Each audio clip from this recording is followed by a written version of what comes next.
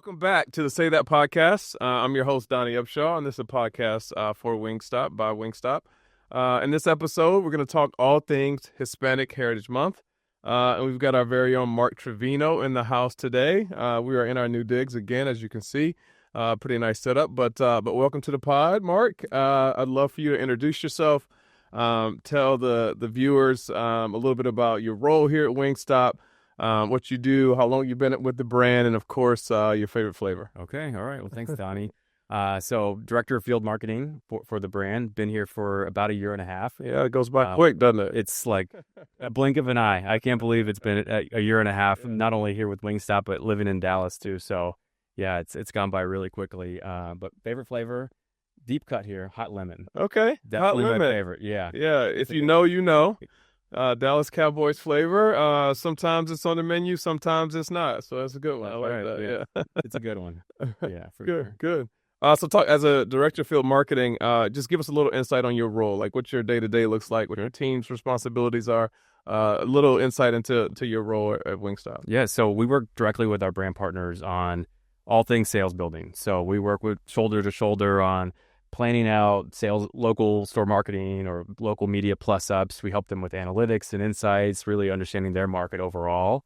We also help create their assets that they have live in store. So anything from POP to coupons to local media requests, creative, custom creative for localized fundraisers, all of that comes through my team. Very cool. Very cool. And all at a local level, right? You guys are in the trenches, so to speak, with the brand partner. Yes, absolutely. We work super close with our field ops partners too. Yeah. We work shoulder to shoulder with them on planning. We're in the markets. I was just in Vegas last week for one of our launches last week. But it's okay. We're always really close. Awesome. Well, what brought you to Wingstop? If you can give us a little history in your background about your experience, where you grew up, and then ultimately what brought you to the brand. Yeah. I mean, Wingstop is on fire. You know, it's one of those brands that's growing so quickly. And when I learned about the opportunity, I was like, this is something I have to jump at. A chance to become a leader at a growing company was always really appealing to me. Yeah. Love the culture here. Obviously love the product. Yeah. Lemon, right? That's right. So that was a big seller for me too. But sure. The chance to build on a field marketing program and really work closely with brand partners. That's part of my background. I worked in QSR for over a decade now. Yeah. So been able to work on the franchise side as well. So being able to build that from the ground up here at Wingstop has been a big part of why I wanted to come here. Yeah, that's great. That's great. And where are you from? Where'd you grow up? Grew up in San Antonio, so not too far from Dallas, about 5-hour drive or so. But yeah, grew up in San Antonio, spent some time living in Chicago. Most recently, I was in Miami. So came over to Dallas for the role here at Wingstop. Yeah, that's a big deal because we got you to move from Miami. That means you were excited about the brand. That's awesome. That's awesome. Well, thanks for sharing. I'd love for you to really talk and give your perspective of how what Hispanic Heritage Month means to you and your family, and then how you tie that into kind of your day-to-day leadership here at Wingstop as well. Yeah, for sure. I think for me, Hispanic Heritage Month, it's a chance for me to reflect on my family and their journey to the United States. Yeah. My mom and her parents and her siblings moved over in the 60s. So they came over, they took the sacrifice, the risk to come here and give me and my family a better opportunity to succeed and just live a different life. Sure. And I always have to appreciate that. So this is a great time to take a step back and just think about some of those things. So I like to start with that. And then this is kind of corny, but I love the food, right? Yeah. So this is the time of year where I'm pulling out my mom's recipes and trying to, I can't cook like she can, but, I do my best to make the arroz con pollo or picadillo, all those favorites that she would make for me. I do my best to cook that when I can. So that's sort of what I reflect on and what I try to do here during Hispanic Heritage Month as much as possible. And then in terms of leadership and what I bring on, my family was really big family. We would spend Sundays together. It was a very traditional big Sunday dinner with my aunts and uncles and cousins and everybody. And we had this great sense of community, and it was this community where we were all in this together. Yeah. We laughed together, we helped each other. And as a leader, I try to bring that to my everyday. I try to put in a sense of community with not only my team, but the people that I work with, brand partners, our field ops, the marketing, whatever team we're working with. we're all in this together, right? Yeah. We're stronger when we're together and we're working towards a common goal. So I take a lot of that from my background. It's kind of like having that community centric tie. Yeah, that's great. You gave me a lot to unpack there. Let's start with how maybe a project or initiative where you saw that community come to life here at Wingstop and your role, and how you were able to tie that back to your upbringing and the things that your family instilled it to you as a kid. Yeah, I think the first one is our POP project. So earlier this year, the whole team between my team and then the marketing team worked together really closely on translating all of our local POP assets, over 180 of them, I think, to Spanish language. So it gave us a chance to continue to target and work closely with the communities that are heavy Hispanic speakers or Spanish speakers in those markets. So we were able to convert all of our POP and assets over to Spanish. So that was a big win for us. And we worked really cross-functionally to get that done because we know it's really important for our customers and to show up, in Spanish language in their area. Yeah. So that was a big one. And I think another one, this is kind of a fun one. You might make fun of me for this, but we did AAA wrestling, which is like a part of WWE wrestling. But I know nothing about wrestling, by the way, except back in the 80s. That's when I used to watch wrestling. That's going to be the part 2 podcast. We're just going to talk about wrestling. That's the next one. But we did AAA, which is like lucha libre style wrestling. It was doing a show here in the LA market, and it was a really great chance for us to connect with the Hispanic consumer. We were presenting sponsors, so all of our branding was throughout the match, and then we did an on-site activation. So great chance for us to connect Wingstop as a brand to that Hispanic consumer, that Spanish-speaking consumer. Yeah, that's great. I mean, the Hispanic consumer has been very important to the brand, and we would not be who we are today without them. So for sure, I think making sure they feel seen, heard in our restaurants is really important. So I love that. I love that.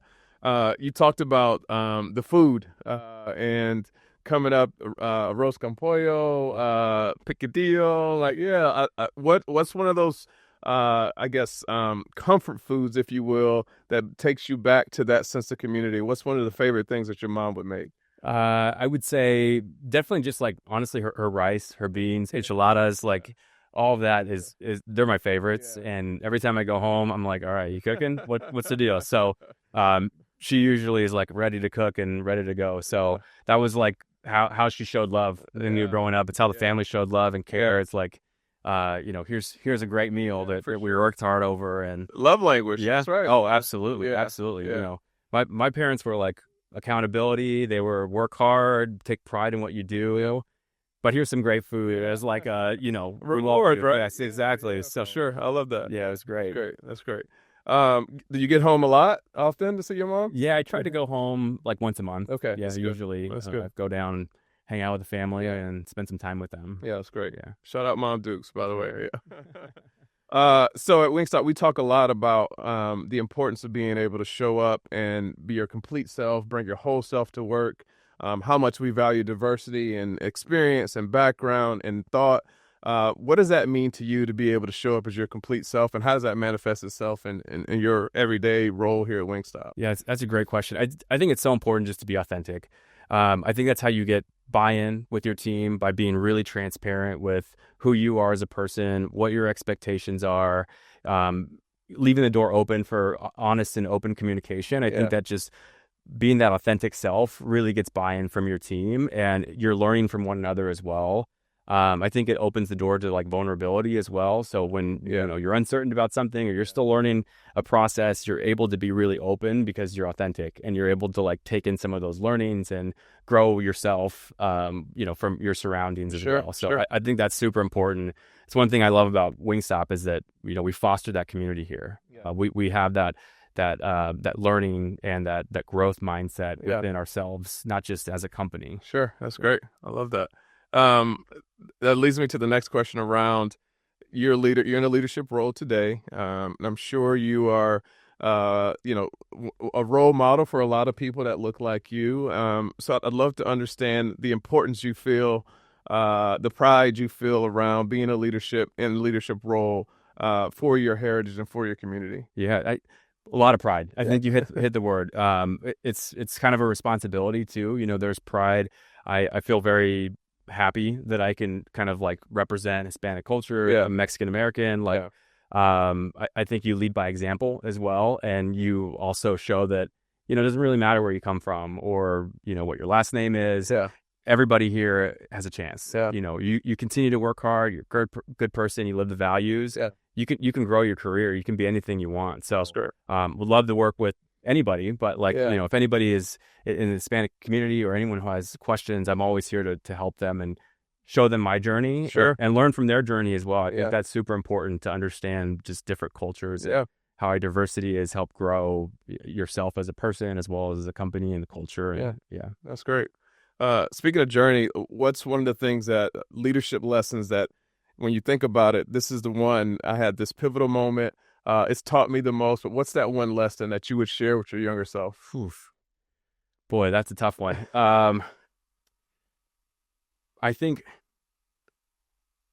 definitely around communication and how you communicate expectations, how you communicate what you're looking for. Sometimes it's not easy to have tough conversations. Yeah. Tough conversations are not easy. They're not. But being direct and being honest about it, but also having a level of compassion and knowing that it's a person across from you. Yeah. I think I would tell my younger self, make sure you have patience, but have honest conversations with people.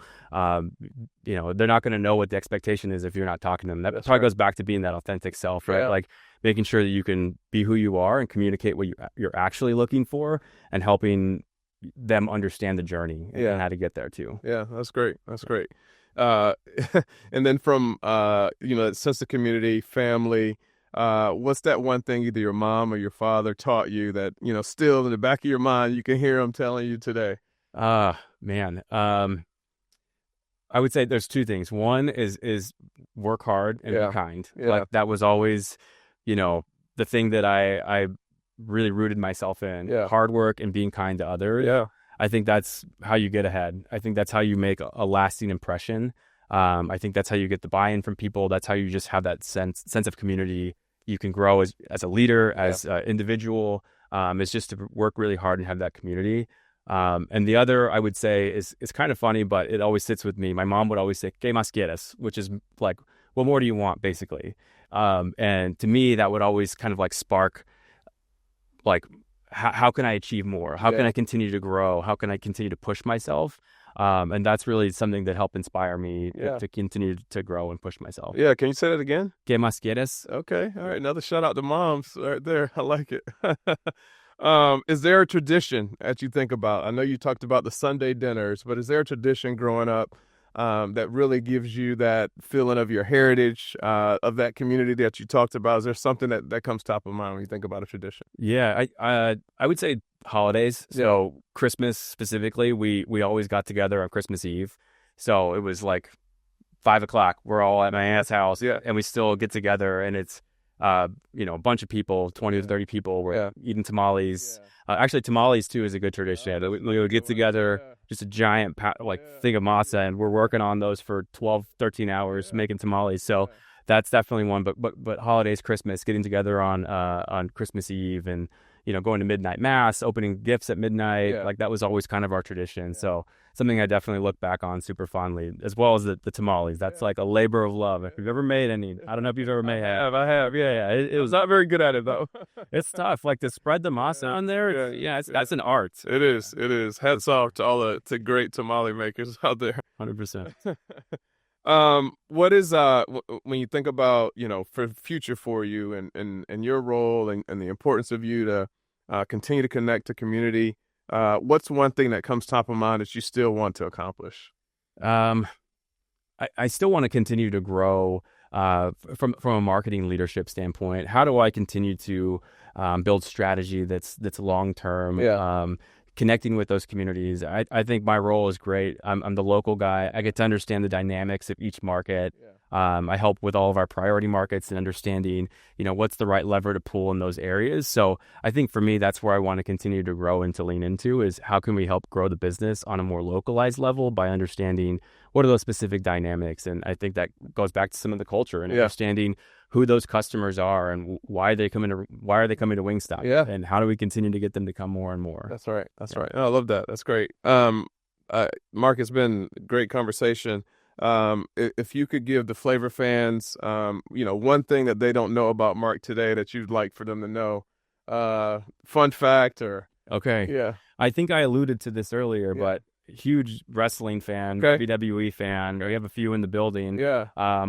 Who's your favorite wrestler? I don't know if that's a thing anymore. I would say all time probably Shawn Michaels, H3K. He's from San Antonio, so or Stone Cold. Those are two great legends. But definitely happy that we have the partnership with WWE. Yeah. Cool to see that side connect with that community too. Yeah. So, and I think that's been a great partnership for us. A lot of synergies.